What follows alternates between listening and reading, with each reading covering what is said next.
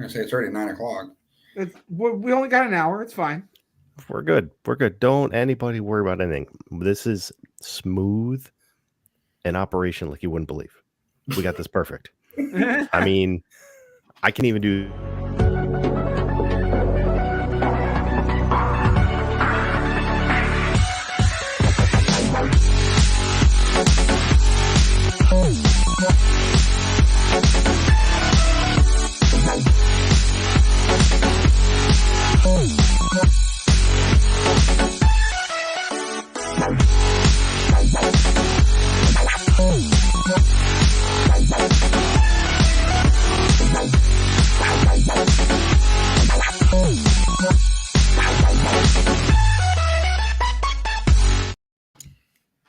I think I need Evening, my own everybody. co-host placard now. By the way, Yeah, you think?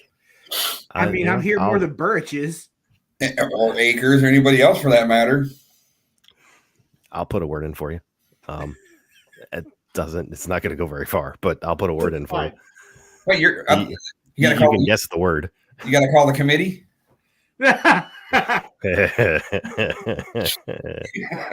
You're lucky. There's only 3 of us here.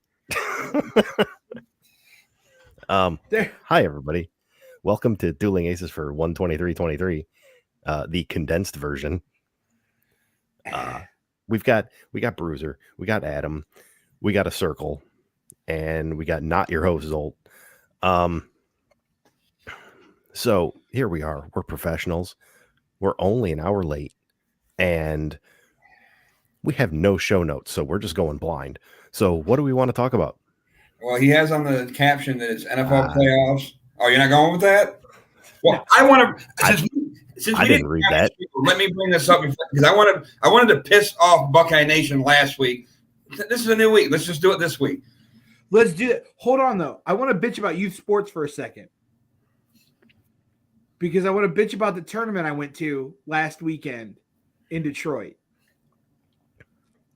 Detroit had nothing to do with it. It's not our fault. It's not. It really isn't. We played a bunch of teams from around Michigan. We played one from Indiana, and then we played a Canadian team. And if you know youth hockey rankings, the Canadian rankings and the United States rankings are different. So we were ranked in the B2 division in this tournament. We played a Canadian team that beat us 22-3. It was 17-1 at the end of the second period. And there's a provision in the tournament rules that say a game can be stopped, if it's detrimental, if the referees can determine it's detrimental to continue the game. Nobody thought to stop the game after the second period. And it ended up being 22-3. And then I look, this team that we played, yeah, they're B2 in an American ranking. They're like a AA team in Canada. So that means that they're like one of the top teams here in the US. And I'm thinking, none of the kids had fun. We didn't win a single game. I don't think we scored over 4 goals the entire tournament in any game, including getting shut out in 2 of them. Rough. It was bad, which then led to the Tuesday after the tournament. We got back on Martin Luther King Day on Monday. Tuesday, he had practice, and that led to one of the parents on our team talking to me and the wife. We're standing there during practice, and she's talking about how other parents feel that we don't do enough to prepare the boy to be in goal during games and during practice, and that we're somehow less than because we don't pay any league fees. We just pay the USA Hockey fee, while all the other parents are paying $1,800 for the season, and their kids aren't getting the joy of winning a game, and they always have to talk to their kids about, Thomas in goal and how he's trying, he's just not good. And I looked at her and I said, I have $2,000 sitting in a bag right now. I said, you see that kid out on the ice from head to toe in pads and protective equipment? He's wearing $2,000. I was telling you guys off air about the pads I bought this weekend for the visor, the new glove, and the new blocker, and used but new skates. I spent $400 this weekend. Well, I mean, no offense, you can't blame it all on him because I'm pretty sure he's got teammates that are supposed to score goals as well. There's kids on the team that came from other organizations who were not picked for their teams that they were at for one or other reasons, and I'm sure the parents have a lot to do with it because there's a lot of parent drama on the team this year. And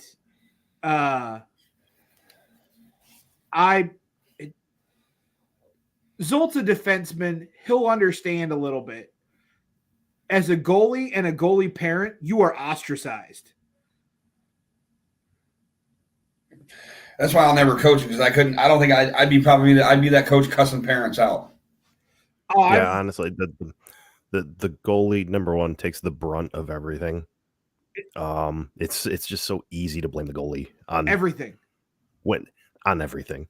And let's face it, the goalie, it's the different one. That's the rest of us are all out there skating. He's the guy that's just back there. No, I totally get what you're saying. Yeah, it's very much a double standard, and like you said, it's always the goalie's fault, and most of the time it isn't. This Sunday, it was this past game that he played. It was his fault. He was not, for whatever reason, the first period wasn't good for him. He let 5 in the first period, right? The rest of the game, 3. The whole rest of the game. I'm like, Thomas, you guys lost 8-2. I said, you don't have that first period. You guys lose 3-2. Right. Or maybe you get a good save towards the end of the third period that leads to a score and you guys tie it 3-3. I laid into him Sunday because Sunday was entirely his fault. He did not want to play. And I understand, like, he came home, laid on the couch all the rest of the afternoon. So I knew he wasn't feeling good. But I told him, I said, that's no excuse. He said, Thomas, I go to work and I don't feel good. I said, you have to function. You got to do shit you don't want to do sometimes, unfortunately. Mm-hmm. But at the same time, I imagine he's playing hockey because he thinks it's fun. He loves it. Yeah. So until the parents ruin it for him, the other parents, that is. I have always told him, I don't care if you win or lose. I don't care. Because to me, there are parents on that team who have delusions that their kids are going to be better than Ovechkin right now. The next Connor McDavid. The next Connor McDavid. The next Sidney Crosby. The next, you name it. Brian Rust, Phil Kessel. They're just you name it, that's who they're going to be. I'm happy if my kid plays through high school and maybe gets into college with it and has a love of the game for the rest of his life and learns some really important lessons and makes some good memories and makes some friends out of it. That's what I want. That's all that matters. I use sports. Oh, Brian, you have no idea. You have no idea. I'm sure Zolta's seen this. I'm sure Adam's seen it in youth sports. Dude, that puck crosses the red line and everybody just skates to the puck. Nobody plays positions. The winger, nobody. It's just one big discombobulation. The coach is a good dude. He really is a good guy. But he's used to coaching teenagers and high school kids and older. He doesn't know how to deal with kids. Yeah. And half the team have just come from mites. And if you know anything about mites, it's like watching just toddlers on crack skate around. Here's a puck, here's a stick, have at it. Exactly. That's pretty much mites. Sorry for my rant. I'm off. No worries. You had a week to get, basically a week to get it off your chest because, since we didn't have no show last week. Oh. But that's why I wanted to bring up the whole, CJ Stroud going to the NFL thing, because Ohio State fans act like he's their greatest quarterback, which he may as well be. Don't get me wrong. The dude's got a hell of a bunch of records that he broke, I don't know if he's better than Vince Young.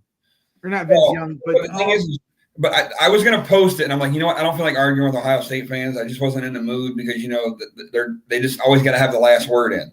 But you don't feel like arguing with Akers? Basically. And it's like the dude's 0-2 against Michigan. He's 0-2, like he's never been to the Big Ten championship, and he's 0-2 in playoff games. Is he the greatest quarterback in Ohio State history to win nothing? You could still be – listen, Dan Marino is one of the greatest quarterbacks in NFL history and never won a Super Bowl.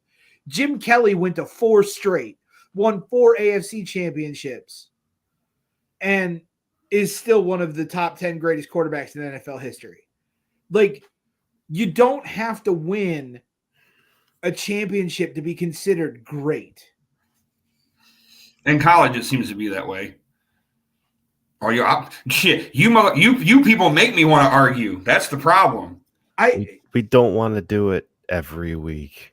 I could definitely agree with the argument that CJ Stroud is the greatest Ohio State quarterback of probably the last 25, 30 years.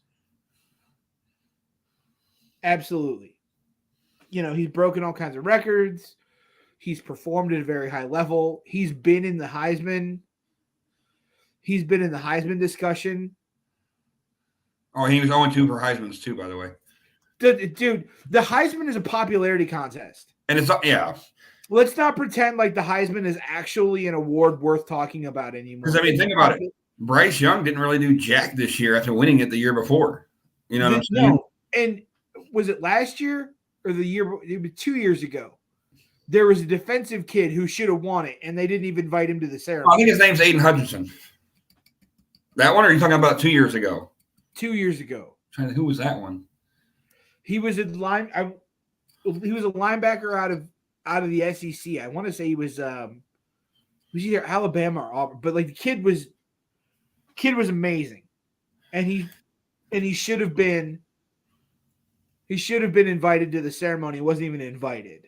Well, the bad thing about it is what the last one defensive player to win it was Woodson, correct? Yes. You're the only one? I can say that, Chipper, because it's now a quarterback, wide receiver, running back award when it's for the best college player overall. But it definitely seems like it's a quarterback award. It's definitely a quarterback award, but they have their own award. Because I'm curious to see if Blake Corum doesn't get injured, does he get an invite? Probably. He was in the discussion all the way up to that point. So whose spot would he have taken? Probably the kid from TCU, Duggan. Maybe. Yeah, it's hard to tell. But you look at like the wide receivers have the Biletnikoff Award. Oh, so it's too hard to judge Stroud versus the old guard, I guess. That's probably the way to put it. I hate the idea of arguing eras, because if you look at NASCAR, people are like, Dale Earnhardt would whoop up. Dale Earnhardt wouldn't do anything. Not the way the cars are today. No way. Dale Earnhardt wouldn't run top 10 in today's car. He wouldn't. He'd adapt eventually, but it's far too hard now to drive those cars. And so the game has changed. Preparation for the game has changed. The way kids train and diet and all has changed.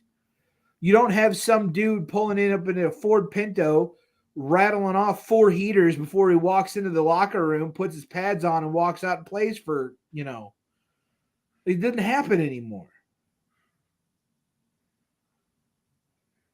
And then I know the big thing too is since we're kind of still on the college thing, it's a nice little segue to go over to. I know George brought it up in the top for the show, is that the whole Michigan sanction thing.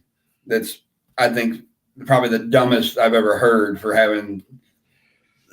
Unfortunately, okay. So I think I think it's a little actually early to have that conversation. I kind of want to see what they come back with first.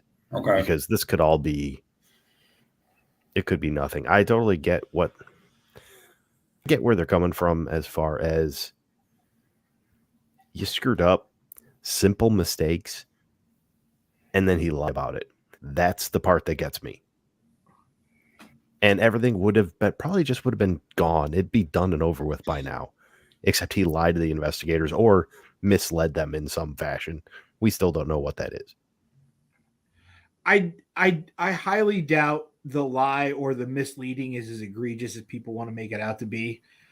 Also, people are prone in 2023 and in the past 5 years to make mountains out of fucking molehills. Yeah.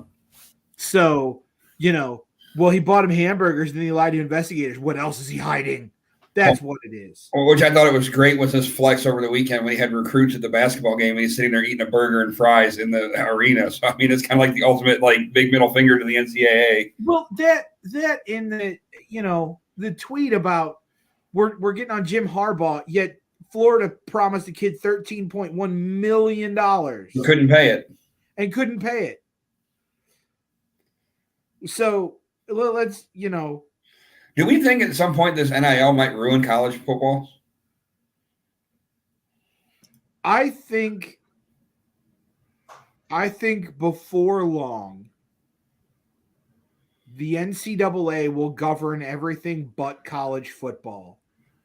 There will be its own established rule set, and it will be essentially minor pro football, but endorsed by universities because you can't lose that cash flow.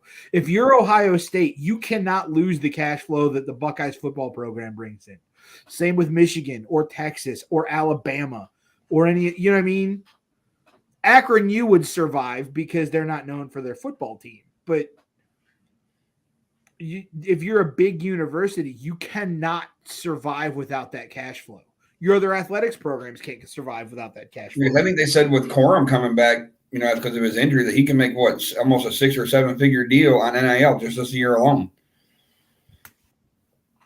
That's a lot of money.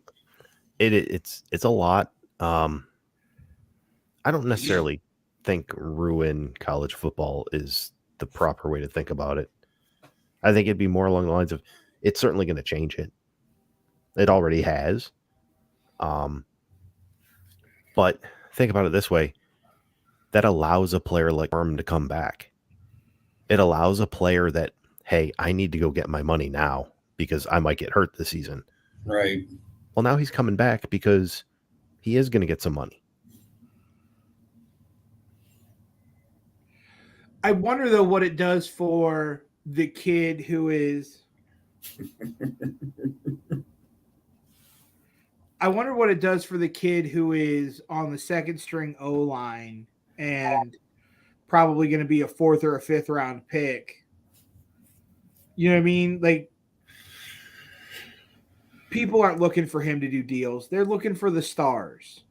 And if you're going to pay NIL stuff, then I think you need to structure it. You need to structure it like a salary cap, like an NFL contract, where now you're getting into base minimums, where if you're making video games, you're gonna have to pay the O lineman because you know what I mean. It's not just your skill position players. It's not you're gonna have to pay your punter and your kicker. I haven't delved too deep into it just because it's a rabbit hole that I just don't have time for right now. It would very much surprise me if some of these schools and programs don't already have collectives where they have the NIL money, they've licensed certain things for either the team or specific units or whatever, and that just gets split up. Almost like having, the community tip jar. Yeah. Sure, but again, it comes back to, we're going to pay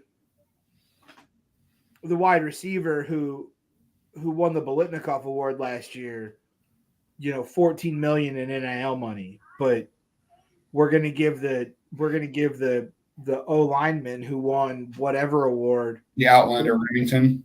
150,000, and that to me, like, I get it. Stars make money. I totally get it. You're going to pay Tom Cruise more than you're going to pay Brian Dennehy. Like, I fully understand that. Your A list, your B list, and so on. I fully understand that, but like, I think that should be something that is saved for the NFL and professional. Like, there needs to be some sort of categorizing and making things a little bit more even in it. You know what I mean? Yeah. I'm well aware, Chipper. Okay, so I'm just going to throw it out there. And I know we all know this. What we see now isn't how it's going to shake out in the long run. No. There's definitely going to be changes. And it's a system that has to work itself out because the NCAA is walking away from it. So it's going to take time. What we see now isn't the end result. Also, I really don't think you need to be giving a kid who's 18, 19 years old 6 figures. 6, 7, potentially 8 figures at some point because of how he played. Like, when the NCAA instituted the one and done rule for college basketball, I wish they would have done 2. I really wish they'd have at least made you play through your sophomore season. Because we know that most of those kids who play college basketball actually don't go to a single class. The one and done kids. They don't. Mm-hmm. So you got the way that the season sets up and lines up, they really don't have to be there all that long. They're there to play basketball and then they're done. Basketball's so different compared to football too, you know. I fully understand that, but I'm talking about the one and done thing. Because that has bothered me. I like the rule in college football that you have to be a junior to declare.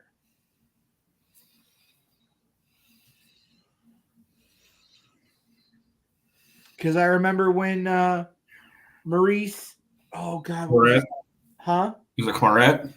When Maurice Claret tried as a freshman and they told him no, and then he came back for his sophomore year and tried again. They told him no again. And then he washed out of the NFL and then ended up in what? He ended up in legal trouble. Mm-hmm. I think he's good now because he's some sort of advisor or something to Ohio State. Yeah, Motivational speaker. He's a motivational speaker, and I'm not. Really? No, he's a motivational speaker, and he works with Tressel at Youngstown State. So, like, Selling pants. Oh, Sorry. Hang on. Again, let me see if I can boot myself. no, why? You boot yourself. The whole show's over. you have to. I'm not saying that it needs to be a rule book this thick for the NIL, but common sense legislation that meters it out for everybody, I think, is the proper way to go. Makes sense. Yeah, like I said, we're at the very beginnings of how we're going to figure this out. So, speaking of recruiting, though, can we talk about the genius that Akers is for a minute? if we must. I love Adam's reaction earlier. Did that just come out of your mouth? You really like I know it was killing you to type it out. Well, it would. I knew you would take it for the insult that it was. Right. I also threw up in my mouth a little bit when I said it. I could taste that bile back there. I'm like, oh. A little chunky. But to think that a kid would stick around at a school that not only doesn't currently have a head coach, but when was the last time Illyria made the playoffs? 2 years ago, and they got beat. They were actually they got beat by Cleveland Heights. They were actually leading up until the fourth, and then blew it. Because that was the year they'd let everybody into the playoffs. It didn't matter because the COVID year they just kind of let whatever. Let it happen. Yeah, because I remember I felt so bad. Lorraine High was like they didn't win a single game all year. They were in the playoffs. Oh yeah, they made the playoffs, and here by the way, here's St. Ed's. Have at it. Listen, David beats Goliath every once in a while. I'm just gonna try to simplify this as much as I can by asking a simple question, because at some point in that conversation, I lost it. Like I had no idea what was happening. I loved how when you came in, you're like, I was good in the beginning, and then I just lost it. Yes, and then I ended it with, "This is not an invitation to explain it to me because I don't want to know." I will give you the cliff notes. What was the gist of the argument? This kid can't be any good because of what high school he went to. So that was the start. The kid in question is from Elyria, ended up playing at Avon. It's a better program. Which is a better program. Went and visited at Ohio State during the Ohio State-Michigan game. Did not like the way he was treated at Ohio State. Went and visited at Michigan this weekend and was in one of the pictures with Harbaugh eating burgers and fries. And ended up committing to Michigan. Well, he actually committed the day after the Ohio State-Michigan game when Ohio State treated him like garbage, and Michigan had been calling him too. So he called Harbaugh and said, "All right, I'll commit him." So he committed to Michigan. Akers' reasoning is, well, he couldn't hack it at Elyria and chose not to play at Elyria and chose to go to a different school, so therefore he can't be any good. And then Ohio State didn't want him because he wasn't any good. That was the basis of the "don't question the Akers genius" comment. They thought he wasn't any good to the point of inviting him to campus. Yeah, at one of the biggest games of the season, mind you. And by the way, Michigan does not have the best O-line in the country because they've won the best O-line award the last 2 years in a row. That's what the award is for. As a whole. They won the award 2 years running. But they don't have a good offensive line. Because for some reason it was the offensive line's fault that they didn't beat TCU. No, there was a lot of problems with that game. It wasn't just the O-line.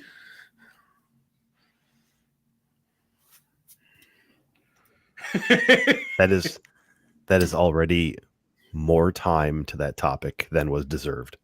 And I love the Zolt dad sigh. Yeah. The resigned. Even when I'm muted, you can just see it. Yeah. I feel it in my soul because I make that face on a daily basis. Yeah. At work. Oh God. All right. So I've now read the title of the show. So let's talk about the NFL playoffs. I'm calling it now. Hang on. First off, let's talk about the games that just happened. We don't have to go through game by game. What did you see? What did you like? What surprised you? I thought Cincinnati looks like the team to beat right now. I thought for a minute there we were going to get a Jaguars-Bengals AFC title game. Because let's put it – look, I understand the score was 27-20, but the Jaguars gave Pat Mahomes and the Chiefs all they could handle. Well, he was also hurt too, so that didn't help his cause. I understand that, but even when he wasn't hurt, like they were there to go from laughing stock of the NFL to divisional round of the playoffs. Amazing what coaching will do, right? It has a lot to do with coaching, and it has a lot to do with, I think, team morale and team like. I'm not saying that they're going to be a Super Bowl contender next year. I really am not. But I think the Jags are headed on the right trajectory, and I think Doug Peterson is the right guy for that job. He did it in Philly. He did do it in Philly. You're right. Philly. He did a great job in Philly.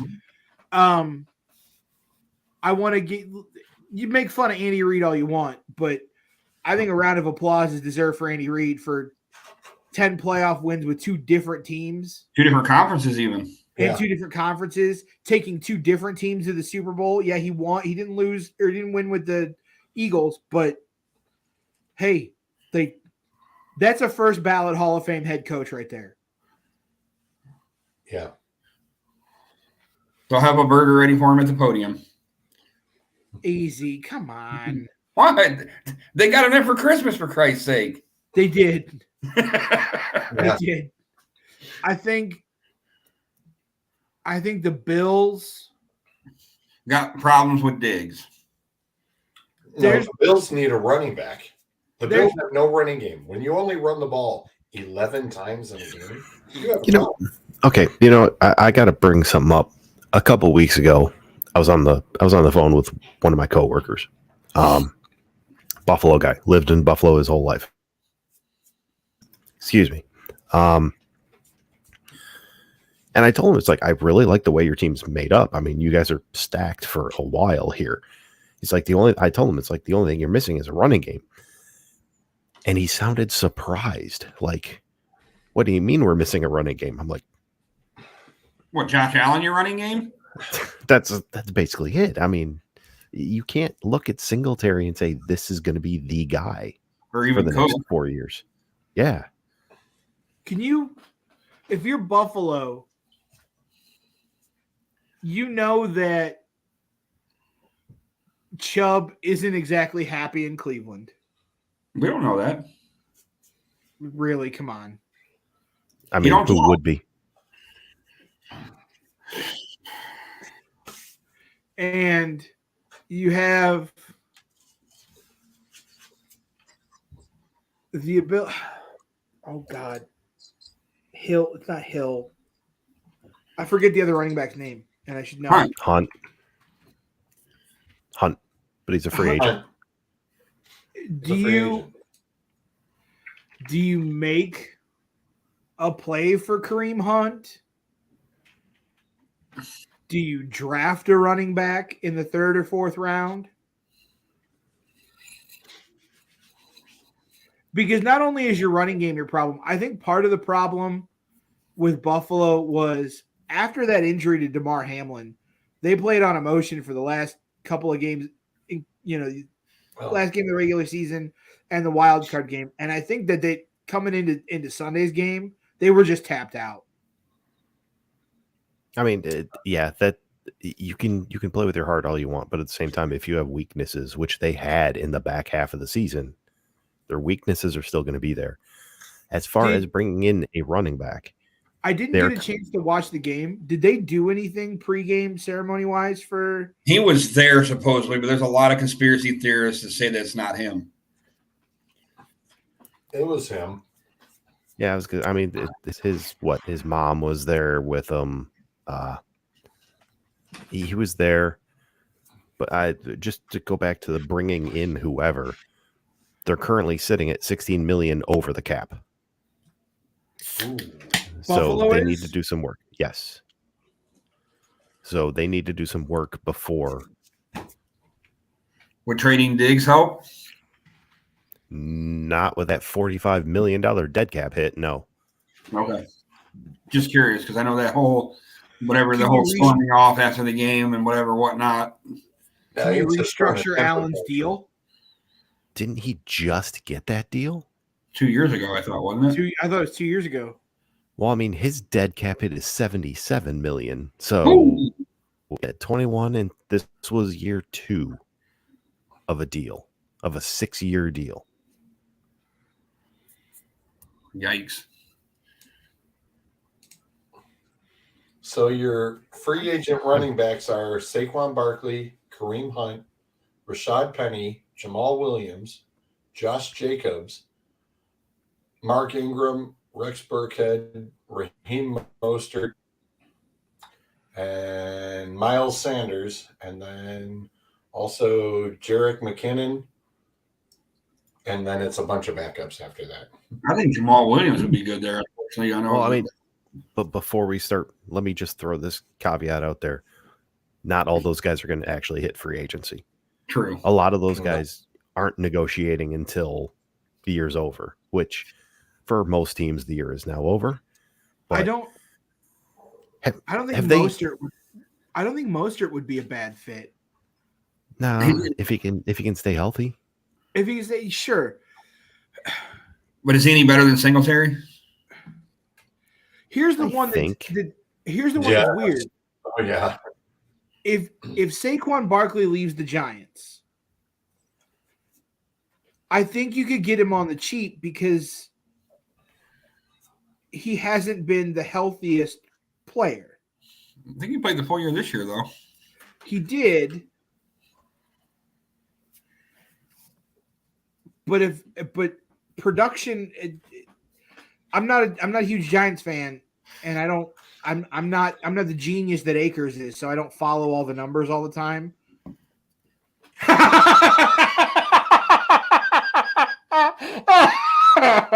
heard that on the way home and almost wrecked. And that's now the second time you've said you got to quit putting that together. I'm going to get a spit take here in a minute. I just threw up in my mouth a little bit again, but I don't think that Barkley's production was all that great this year. I think he had over 1,000 yards. 1,000 yards, that's fine. But what I mean is, he wasn't setting the world on fire. And I think the NFL as a whole has gotten away from the running game. But teams like Buffalo, Cleveland, Pittsburgh, Cincinnati. He had 1,300, and there were 300 behind Josh Jacobs. He did well enough. He's going to get some money, and the Giants are going to pay him. Number one, they have the money. They have 41 or 45 in cap. Number two, here's your options. If you let Barkley walk, who do you have? Because I think Daniel Jones showed you who he is. And I know Dable wants to re-sign him. Daniel Jones wasn't bad this year. But now you have to extend him. Are you going to give him 25, 30 a year? Daniel Jones? Yes. I might give him 15 to 20. I don't know that he takes it. Okay, bye. There you go. But this is my point. So if you're walking away from Daniel Jones, are you literally losing your quarterback and your running back and just starting over? Who are you? The Giants were the anomaly this year because they outperformed what they should have been. Yes. And kind of like the Bengals did last year, but the Bengals backed it up this year by making it back to the AFC title game again. And I know I asked yesterday in the chat when I said, hey, is this a neutral site game? And you're like, no, it's in KC. They were talking about it on ESPN and on the radio today about it, the possibility of it being a neutral site game because of the way that the playoff rankings were affected by that Buffalo-Cincinnati game. Because Cincinnati had beat Kansas City in the regular season, and if they would have beat Buffalo in that Monday night game, they would have vaulted KC. No, they wouldn't have. They would have had home field. No, because Kansas City finished 14-3. City finished 12-4. At best, they would have been 13-4. They would have been a game behind. Right. It was only if it was going to be Kansas City and Buffalo. Yeah. So Kansas City got home field over Cincinnati. Which I think right now Cincinnati don't care. They play just as well on the road as they do. I think that is one fired up team. That is a team ready to go out there. And the thing is right about this time of year, it's all about who's hot at the right time, and Cincinnati is that team, along with San Francisco. I listen. I fully believe that it's going to be a Cincinnati and 49ers Super Bowl. I do too. I really do. I'd like to see Jimmy MVG get a ring before he leaves San Francisco. You may start this weekend. I was literally just going to throw that out there. I was just going to throw that out there. It's like, do we see him? at any Jordan point. doesn't hope so. Nope. If for some reason, some chance, we are in the fourth quarter of the Super Bowl and it's 49ers Bengals, and the 49ers are up by 10 points, I see them pulling a Bernie Kosar like Dallas did with Bernie. Nope. Especially because he's a free agent. They ain't gonna screw with it. They're gonna let him go out there, throw a couple.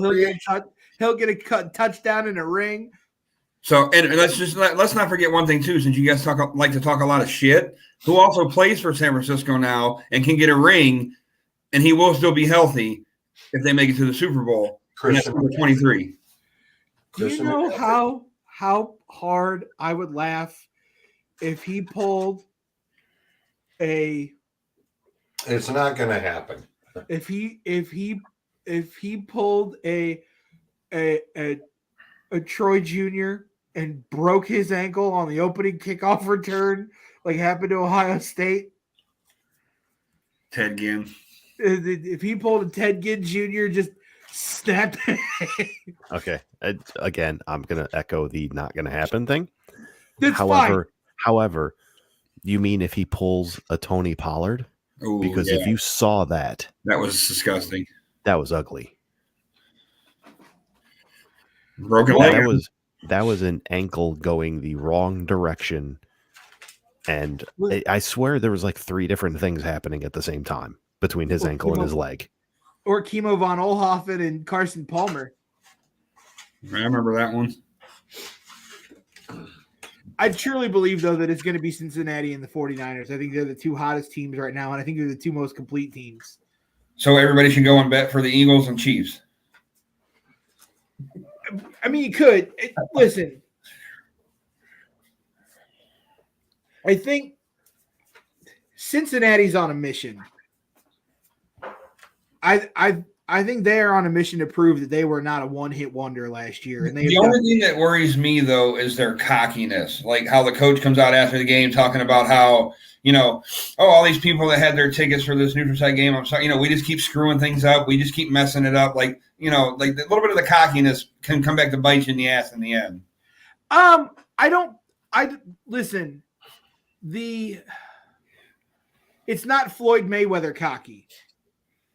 I think it's a little bit of self-deprecating, trying to be funny, apologetic cocky, and I'm okay with it. Right. Put it this way, I don't care. We have enough scenarios we can get to. I just don't want to see another Chiefs 49ers Super Bowl. Yeah, I don't want to see either. I don't want to see the Chiefs in the Super Bowl again either. I could live without any of the announcers sucking off Patrick Mahomes all game long. Chris Collinsworth? Oh my God! If I got to listen to Collinsworth, I'm putting it on Sirius XM. Just to respond to Clint real quick, Alex Smith was worse. Alex Smith was a horror movie. Yes. Yeah. Yes. Anytime Chris Collinsworth starts talking about Mahomes, they should just overlay the sound of him talking with the noise of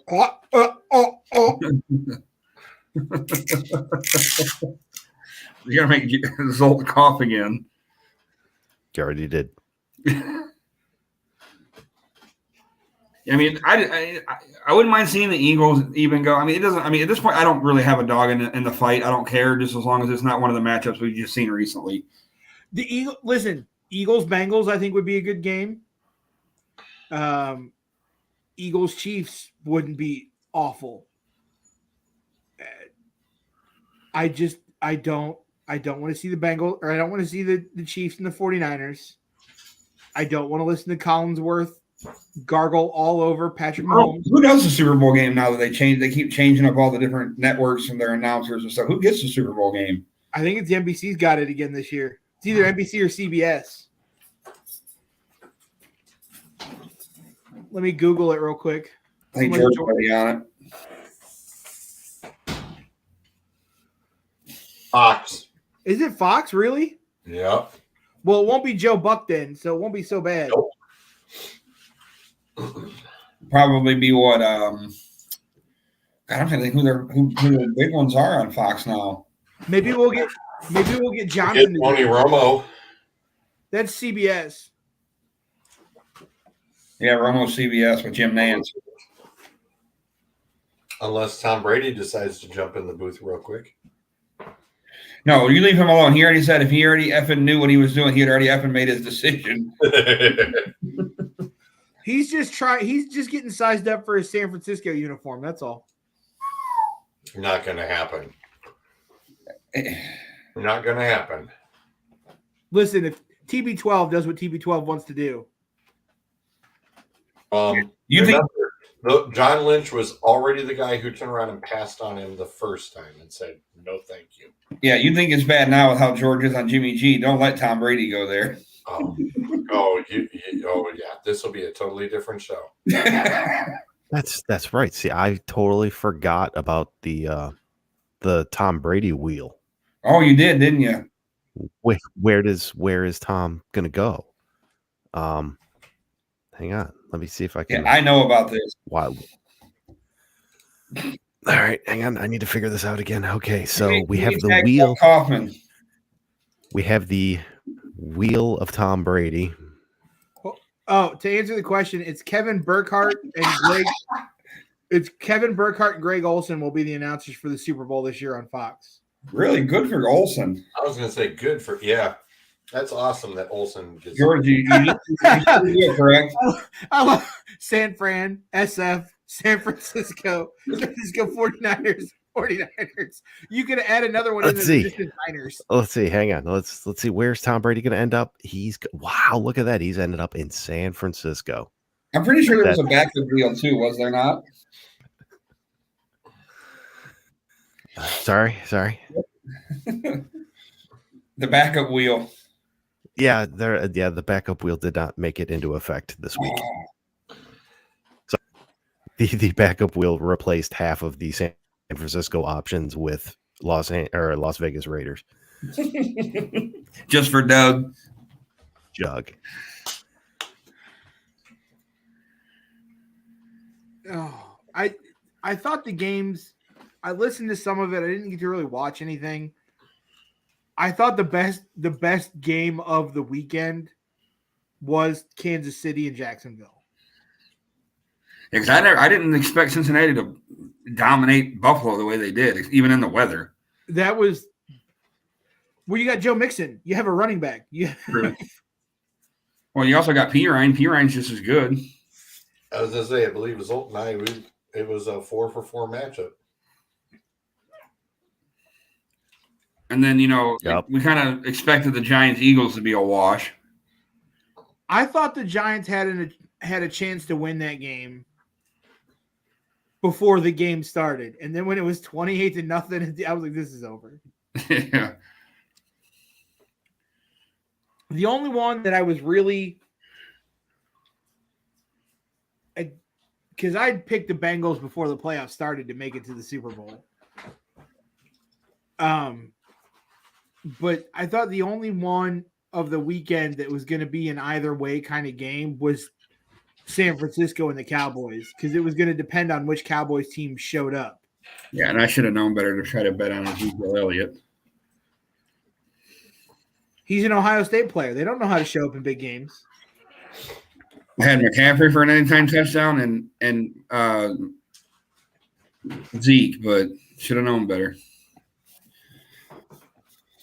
I had Kelsey anytime touchdown, which to me was like obvious. Well, did you see that? Did you see that guy that did the first touchdown? He had a 4-leg parlay for the first touchdown, and he hit all 4 for $72,000. Yeah. Speaking of playoff bets, I know we didn't have a show last week, but y'all saw the dude that bet $1.4 million on the Chargers, right? Oh, no. Are we talking Mattress Mac, or are you talking something else? Mattress Mac was at CCU, Georgia. There was a dude who lied at the half when the Chargers were up by like 27 or what it was. Bet $1.4 million. He thought it was in the bag. And thought it was in the bag. The payout was only $11,000 on the win. Lost and ended up having to pay out Yeah, there's people that just live off of that, man. It's just you see a game that you know is going to be over, and you just bet it. Just you're going to get pennies on the dollar, but it's pennies as opposed to nothing. right. And then you bet 1.4 million, and that's a lot of pennies that you're not getting. If you look at that trend, if you're that dude's wife or significant other, and you look at that transaction on the statement book, do you just cut that out and like put it on their fridge and with a sign that says "This is why we're not dumb"? Okay, first off, if somebody is wagering $1.4 million on a single bet, this is a world we do not understand. Yeah. Oh, sure. I'm with you. Again, though, them wagering $1.4 million, though, is like me going out and dropping $400 on pads this weekend, where it's still a sizable chunk. Or the dude's got billions and just went, yeah, what the hell? He's got that Zolt Rite Aid money. Like, I get it. Oh. But still. But Zolt doesn't live by any NFL players, though. No. Oh, No, Zolt, I do not. I wanted to ask you a question. When you are in the summer residence and the winter residence is vacant, do you verbo that to make some extra side cash off of that? I don't want anybody else in here. I'm just saying. I mean, you have the house. No, I understand. I understand, but no, I like my stuff where it's at. I like my privacy. I like people not knowing about the winter residence, other than the fact that it exists. Which is why when George posted photos of the winter residence here on the show, I had to let the security team go.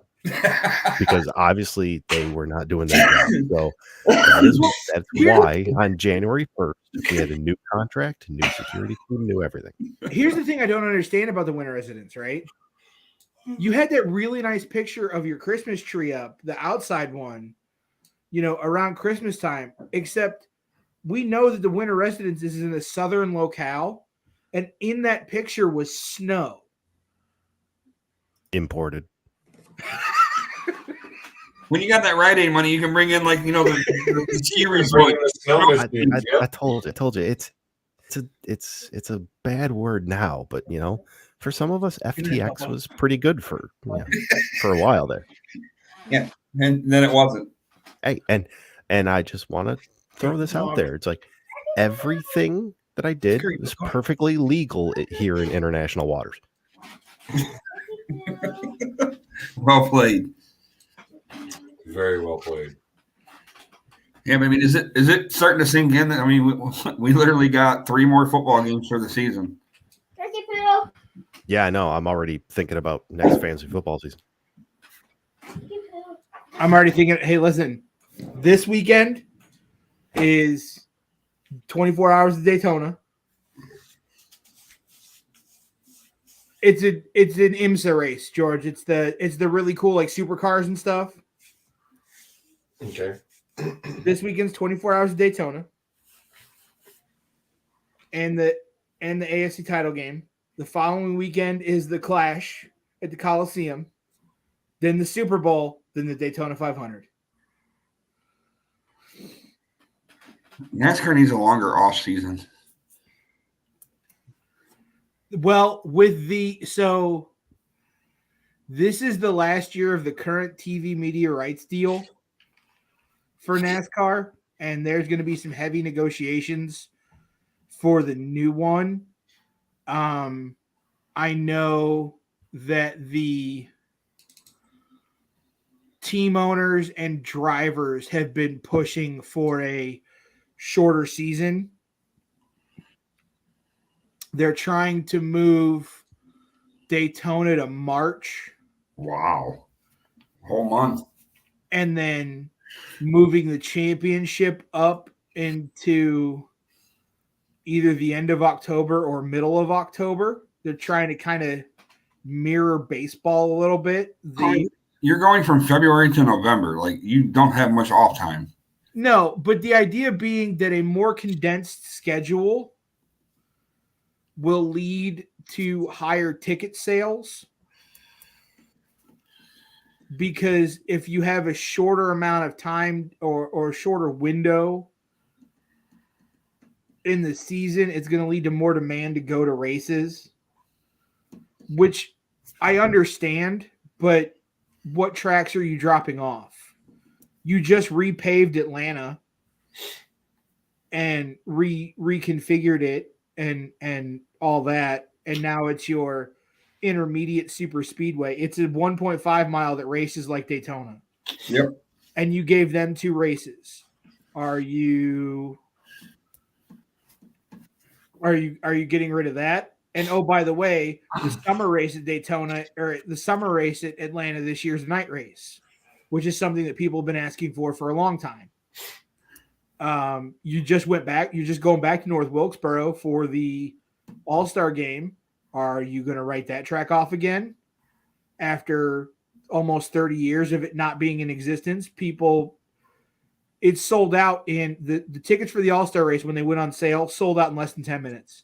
That's where it's at this year? Is in North Wilkesboro. Okay. So I fully understand going to a more condensed schedule.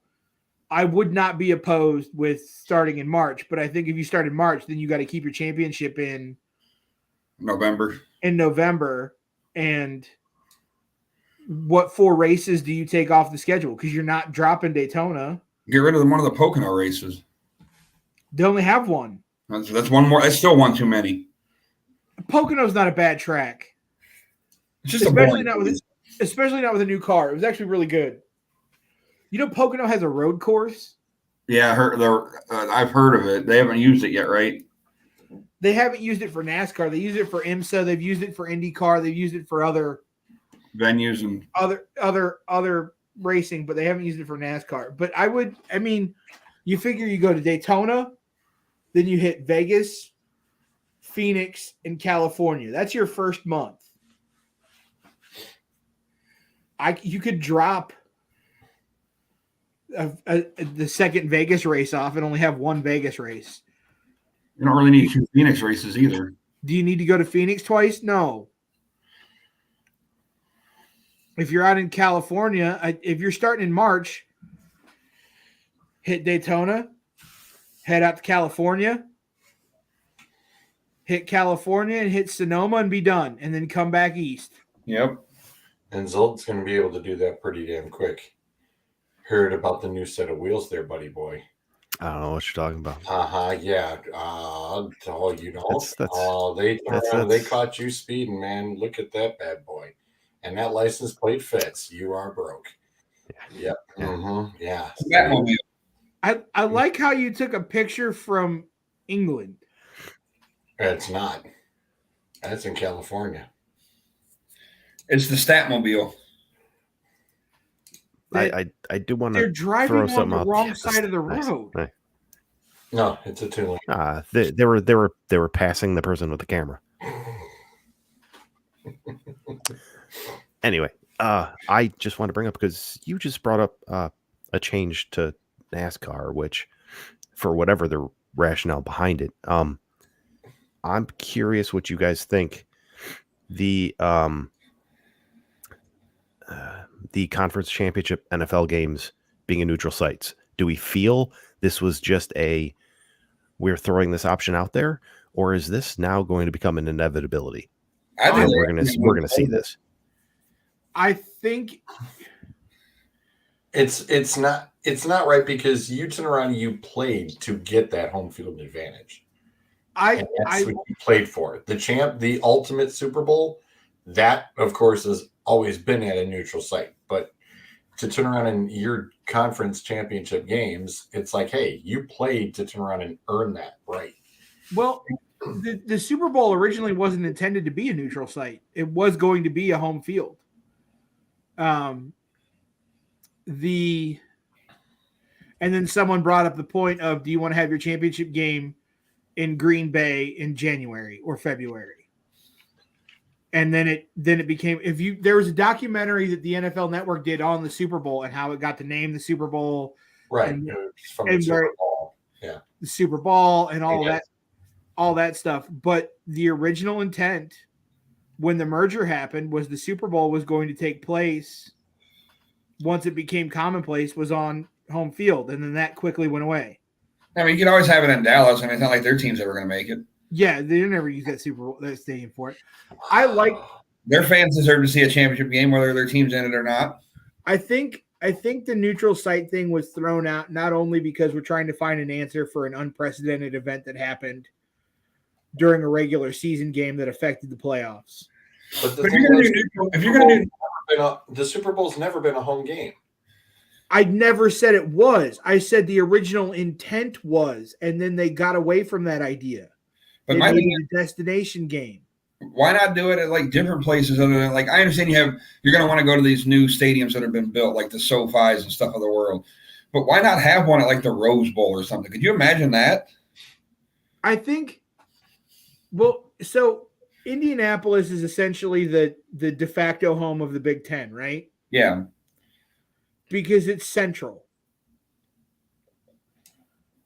The problem I knew it was at the Rose Bowl a couple of times. I think with trying to get back to my original point, the idea of having a neutral site AFC and NFC title game was thrown out because of a response to an unprecedented event that happened in a game that affected the playoffs and could have possibly affected seeding. B, I think it's like any other negotiation. You throw something wild out there to see if it gains traction. And if it gains any amount of media traction where people start talking about it and start like metering out possibilities, then it gains a little bit more possibility. I don't have any adverse thought to having neutral site AFC and NFC title games because I think that those should be special games. I also don't think that you should punish fans who could go to those games in home cities by making it inaccessible. Like the common fan cannot go to the Super Bowl anymore. They can't. Nope. And I have a fear that if the NFC and AFC title games became neutral site games, that would start to happen. If they did it, I think that's exactly what they want to happen. I don't disagree, but you have already alienated your fan base enough. Look, I don't mind going to a stadium and watching a game. I really don't. But when it's the choice of A, my mortgage, or B, a football game, I'll cook buffalo chicken dip for $7 as opposed to buying a single serving for $15 and sit on my couch and watch it on my 60-inch flat screen with my surround sound system and not freeze and not get beer spilled all over me unless I do it. You know what I mean? Yeah. I don't have to worry about getting into a fight with anybody but my wife or my kids. And I know I can beat them, so it's fine. It's just a normal day at the Bruiser house. Pretty much. I just want to throw two things out there real quick. Number one, there are only so many more ways the NFL can come up with to create more money. This is a way that would do it. How many years did they try to get the 17th game in? Yeah. And they know what kind of a fight that was. So expanding the schedule, how much more are you going to be able to do that?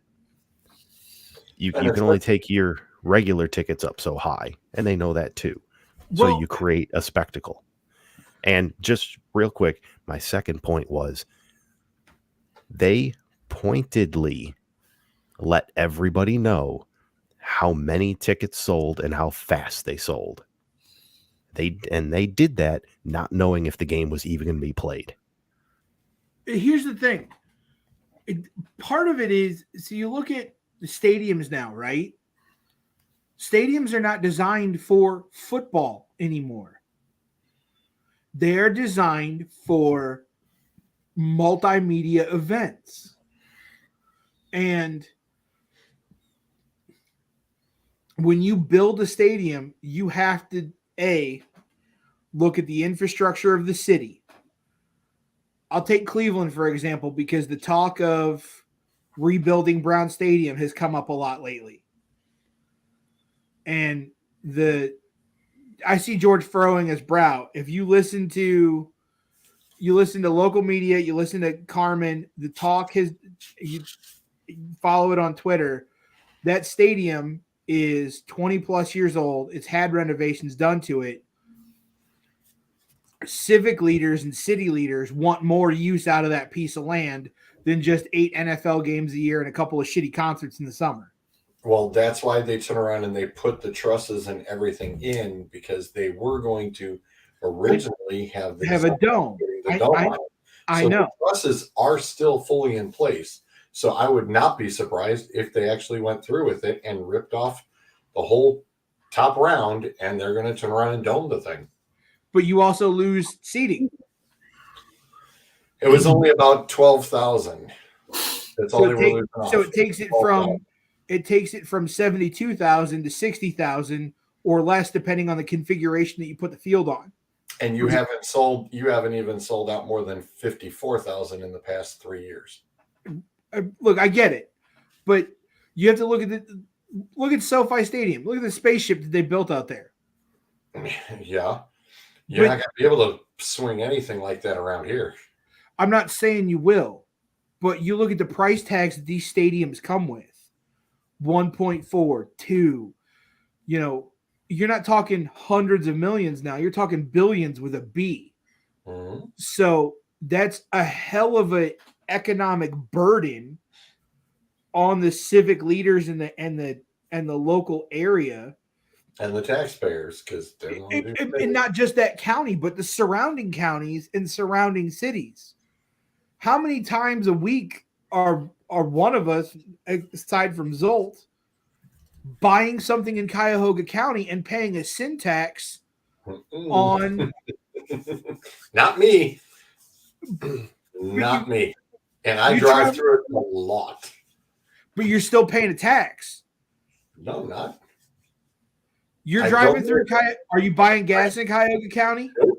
Nope. And if I did, it's with the company's car. If I did, but no, I usually don't. You're missing the goddamn point. The point being, I understand if you purchase something in there, yes, you are paying towards it. Yeah. So any one of us, I'm in Cuyahoga County 4 times a week for hockey.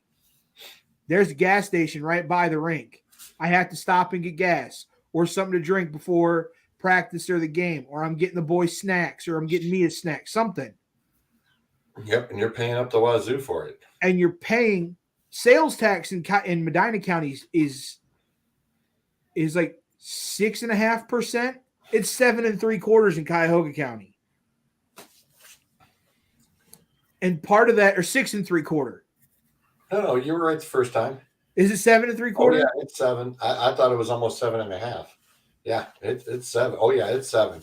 But you're paying for that stadium. So you're asking me, the NFL is asking us as civilians of the area to pay for their stadiums. You're help paying team salaries by buying merch and going to games and doing stuff. All that, and then you want to take a game, the possibility of a game away from us, an important game like a championship game, to put it in a neutral site so you can generate more revenue. That, to me, will not sit well with many fan bases. Nope.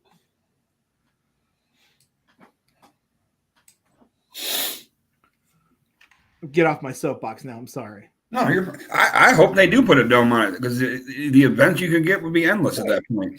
And that's what they should have done initially, right from the word go.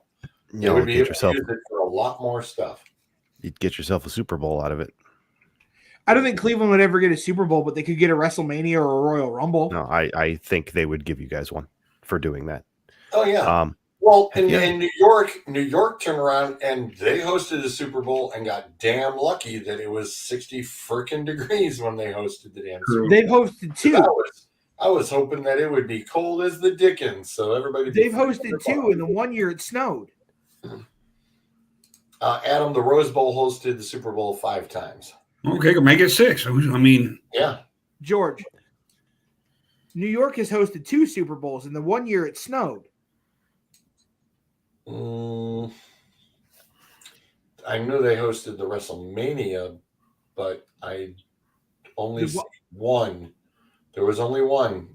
It snowed the week before the Super Bowl. It was 2014. That's the only time it was in New York. But I'm telling you, the week up into the Super Bowl, it snowed. There was a giant snowstorm. Right, but the Super Bowl, it was 60 degrees when they played it. There's still 2 foot of snow on the ground. It doesn't just melt away that quick. Yeah. We don't live in Florida. I'm just saying, it was 60 degrees when they played it. That's awesome. Toasty. Y'all brought up potential renovations to your stadium there. You guys see the renderings from Chicago? The Soldier Field stuff? I like it. I saw a couple of them. That I think it was a video where they literally just broke it down piece by piece, the different edition. What was the total price tag that they were estimating? 1.2 to renovate? Exactly. But that included giving it a roof. So, But it has to be retractable. Right. here's a little tidbit. I don't know if any of you guys knew, but did you know that Indy's is actually retractable? Yeah, I knew Indy's was retractable. So is Houston. So is SoFi's and Dallas's. Does Indy ever retract it? Yes, they do. Well, it's more or less the sides, I think, is what opens up. It's not the actual roof. It's like the sides come down. SoFi is not retractable. What's that? SoFi is actually an all open air. They just have a roof over it. It is one giant roof, all open air. It's all open. Yeah, because I know they were saying that it was raining inside the stadium in one of the games, and they were showing it was misting through the sides or whatever. Yeah, I'm not thinking of it. I'm not thinking of. I'm thinking of the fucking the spaceship. Oh, Vegas. Raiders. Yeah, Vegas. Or what? The Allegiant. room. That's it. No, that's for Chicago. Yes. Yeah. Yeah, that was for Chicago. And it's a glass roof, isn't it? It's hard. Yeah, I mean, and again, this is like artist rendering, so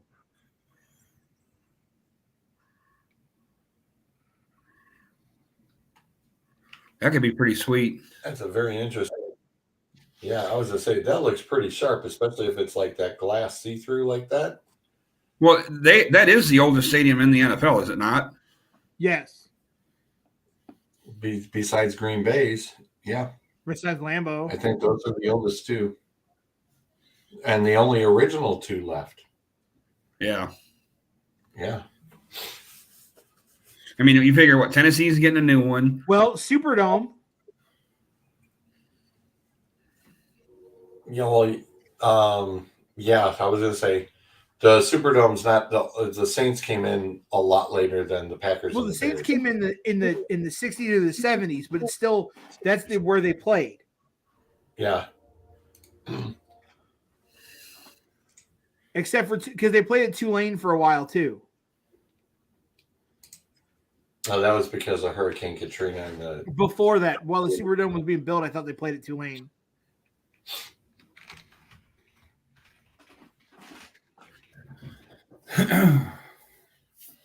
The idea being you are asking a lot of your fan base to fund your organization as is with stadium renovation projects and things like that. While I am not adverse to the idea of a neutral site AFC and NFC title game, I think that you would create a lot of ill will if you did that. Because I'd love to see attendance statistics over the last 10 years. Take out the COVID year because, of what it was. but I would love to see attendance statistics and economic impact on game day in NFL cities to see how much of a revenue loss has actually been happening. Because I think that there has been a downturn in fan attendance to games. Well, one of the and the other thing that you've got is this cluster bomb too. Is you turn around and change the rules so much that now, yes, the Pro Bowl is actually Pro Bowl games, and the Pro Bowl is being played as a flag football game. And we always jokingly said, well, you're not letting the defense turn around and tackle anybody. You might as well play flag football. Ta-da! To be fair, Ladies and I absolutely love what they're doing. I do. I like the idea too of all the different things they're doing, the different competitions and stuff. Well, all the different competitions have always been there. That's always been there. They just don't televise it anymore. That's the problem. Well, They and used to televise this in the 80s and 90s all the time. You got the whole weekend between Saturday and Sunday, and they literally showed you everything. And it was always the week. It was always the week before the Super Bowl, as opposed to the week after. And the week after, here's the thing. It's now before they changed that I would watch. Right. I'm not going to watch. I stopped watching the Pro Bowl so long ago. Even NHL, the All-Star game, I might turn it on for a little while. It's literally just like it's like hockey is playing basketball with the scores that you get in an All-Star game. Yeah. But I will sit there. That 3v3 stuff. I will watch the skills competition. Yep, me too. I want them to bring back the moving targets they used to have to hit for the quarterbacks. With the, it always had the blue chalk on the bottom of it. Well, you think about it. In the last period, you had a whole bunch of different targets that were always moving and rotating. Think about it. In the last 15 years, the only All-Star game to actually mean anything baseball is the MLB All-Star game. Right. Because that determines on who's getting home field advantage between for the World Series. For the World Series, yeah. And so that game has actually been. Could you really turn around and do that for football? I mean, technically, you'd have to basically you're going to sit there and try to take the Pro Bowl game and make it mean that whoever wins the Pro Bowl, the site is going to be an NFC or AFC site, when that has to be literally determined 2 years out. Well, no, but listen, home field for the Super Bowl now is determined by best record in the regular season. That's just what determines your jersey color. Right. And like I said, the locations though are determined 2 to 3 years out. The location, because it's a neutral site, it doesn't really matter. So I don't think you could put that onus on on that game. You couldn't put that onus on the NBA All-Star game because it's a best of 7. Same with NHL. You couldn't do it with the NHL because that's also determined by best regular season record. All-Star games don't mean what they used to mean. Well, they're fun, and I'm going to throw in might be unpopular opinion out here. I think baseball does it wrong. All-Star games shouldn't mean anything. It is a celebration of the game and the players. You get your best guys out there. And you know what? If they just want to go out there and have fun, perfect. Okay. I will agree with you to a point that yes, it should be a celebration of your game, and it should be a celebration of the players and the individuals who made that game. And if you're going to do that, then don't have the Pro Bowl the week before the Super Bowl. Make it the Hall of Fame game. And you vote on your Pro Bowl players at the end of the regular season. And then that's your Pro Bowl roster for the Hall of Fame game.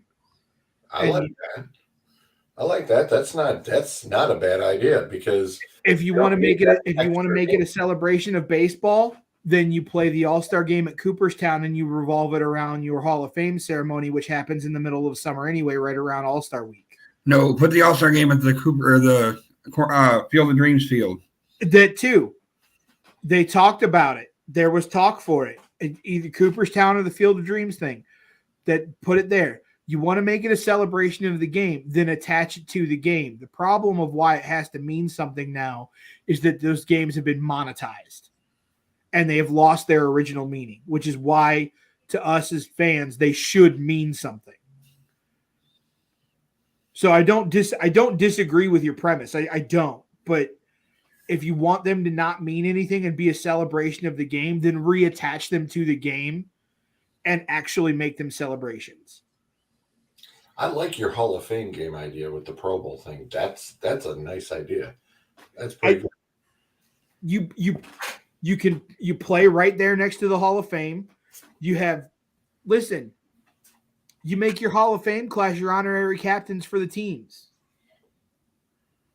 If you have a coach going in who's still able to function, let the Hall of Fame coach one of the teams. I like that. You know what I mean? Like the year Jimmy Johnson went in. You're telling me that Jimmy Johnson out there with his hair perfect in the middle of August heat not in Ohio wouldn't be hysterical to watch and be some good television and a good game?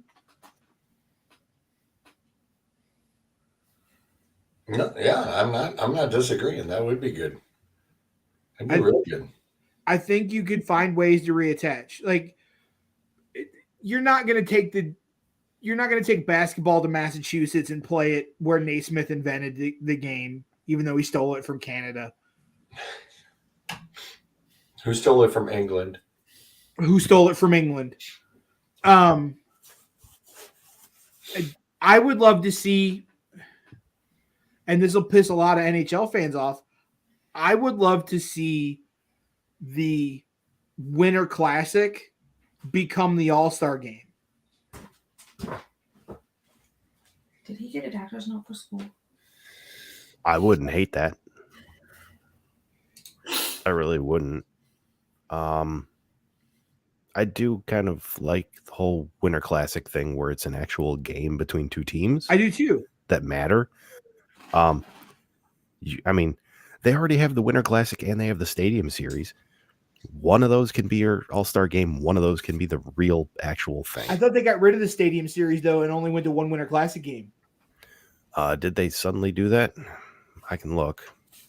Because there was only one outdoor game that I saw this year, and that was Boston and somebody.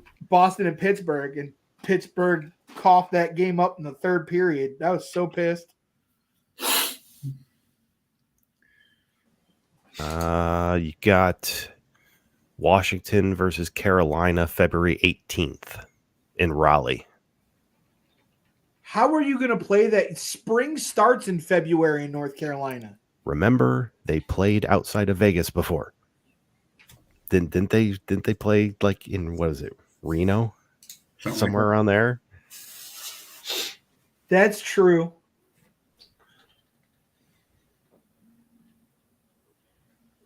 That is okay. I was gonna say, yeah, it says Boston beat the Penguins 2-1. 2-1 in the final. They were up 1-0 all the way into the third period, and Boston scored both goals in the third. Oops. It was Thomas and I were not happy.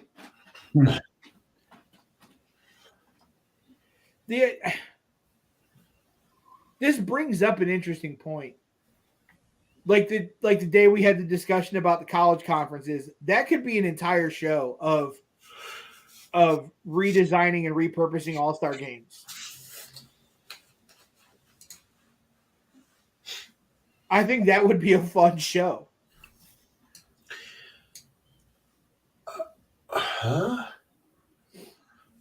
Sorry, something just weirdly popped through my listings when I was looking at the Winter Classic. It says that the 2028 Winter Olympics are going to be held in LA. Yes. The Winter Olympics. Yeah. I think Buffalo would be the great place for that right now. I was going to say, correct me if I'm wrong. Yeah, it's sunny and 75 in February in LA. Yeah. Huh. Which brings up a great thought of if the Winter Olympics are going on between January and February in LA, they're obviously going to be using the LA Coliseum and SoFi or whatever. If the Clash is still going on there, where you put the Clash that year? You know what I mean? Like,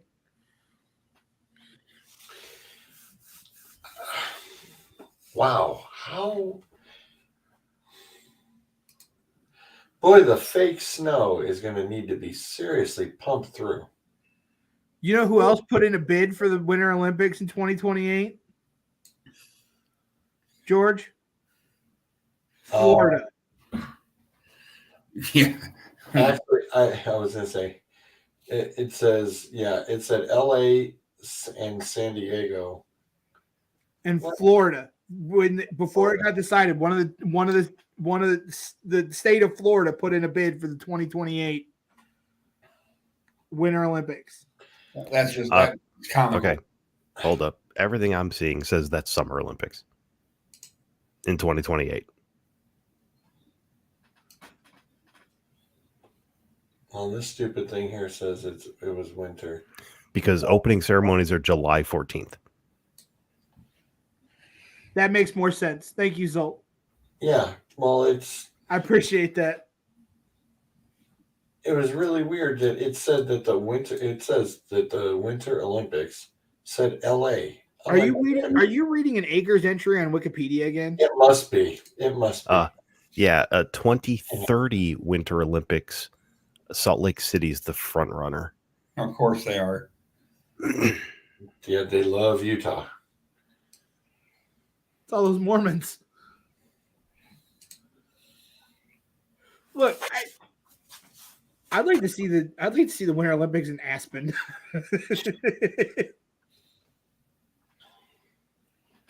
Denver. I mean, you really only got a couple of choices, and that'd be the areas is those two states. Yeah, I mean, you could do it elsewhere, but it's whatever. Listen, the idea of all-star games meaning something, especially the Pro Bowl, I think it in the digital age in the last 20 years have really lost their luster. Because it's all about celebrities who go there, especially the NBA All-Star game. Remember when it was in Cleveland? Look at all the people that the news was like, look who just landed at Cleveland Hopkins. And it's Beyonce and Jay-Z getting off their private plane. It's, the tickets are astronomical. And I would love to be able to take my kids to an event like that. But monster trucks now at a stadium is through the roof. That used to be the thing my dad and I went to every year on my birthday at Richfield Coliseum was we'd go see the monster trucks. And you'd spend $75 and it'd be a good night and you'd be out of there. Now you got to walk in with a car payment to at least get good tickets and maybe a souvenir.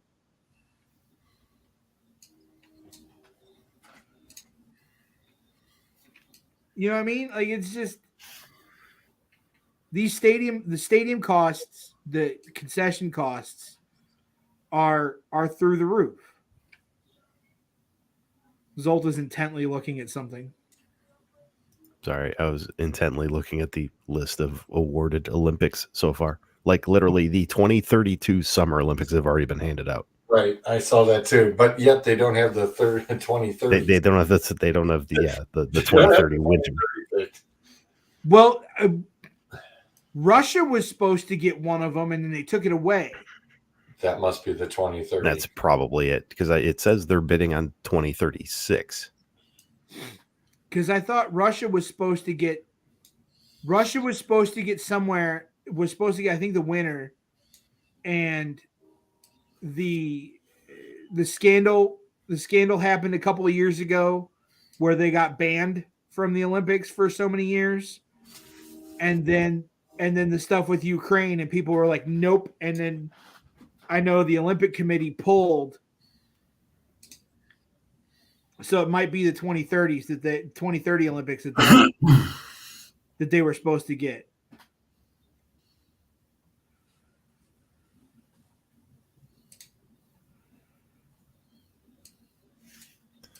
Anyway, It's I think 10:30. I was gonna say we've done pretty good for starting an hour late. We give you an hour and a half show. Yeah. I mean, that's better than San Diego Charger bet return. So I think we might just call it there. And what is 11,000? What percentage of 11,000 is what point? You know what I mean? I am not doing math 1.4. at 10:30 p.m. on a Monday night. Yeah, I'm ready for bed. The stats man just said he's out. No, the window is closed. It's 15%. No. Sorry, 1.5%. That sounds a little closer. That sounds close. Right. So, all right. Thanks for watching, everybody. We appreciate you showing up.